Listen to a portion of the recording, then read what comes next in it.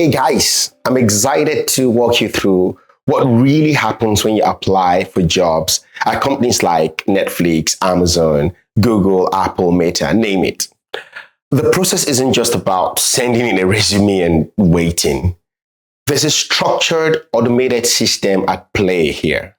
Let's break it down, starting with resume submission. Once you submit your resume, it enters the applicant tracking system called the ATS. The ATS scans your resume, extracting data like your education, work experiences, and keywords. It scores your resume based on how well it matches the job description. For example, if the job requires 5+ years of experience and you only have 4, your score might be lower. But the real secret here is leadership velocity indicators. It's not just about keywords, but it's showing complexity, scope, scale, and impact.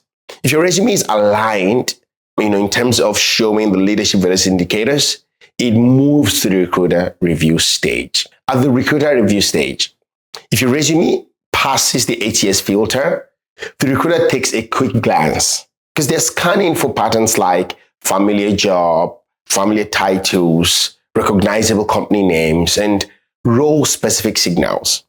If your resume aligns with what they're looking for, you move on to the next stage. But if it's borderline, they might give it a second look. The next stage is online assessment. Once you pass the recruiter stage, you will likely take an online assessment. These assessments are designed to screen candidates out quickly. Depending on the role, you'll face assessments like coding challenges, which is more for tech roles, work simulations, which is more for product roles, and behavioral tests, which is more for cultural fit. Those assessments are automatically graded, and if you score in the top 5%, you're typically fast-tracked to the next stage. But if you score in the lower 10 to 15%, depending on the company, you will be auto-dispositioned. The next stage after the online assessment is phone screen. Next, you'll have a phone screen split into 2 parts. The first part is the recruiter call, where the recruiter assesses your fit for the role, culture, and compensation. And then there's the second part, which is the more technical functional screen, where you will need to showcase your technical and functional skills. For technical roles, expect coding tasks, but for product roles, you can expect scenario-based questions. At this stage, they are also evaluating your leadership velocity indicators. And so showing that you can handle complexity and scale and lead effectively is crucial. If you pass the phone screen, you will move on to the on-site interview, which typically involves 4 to 6 back-to-back interviews.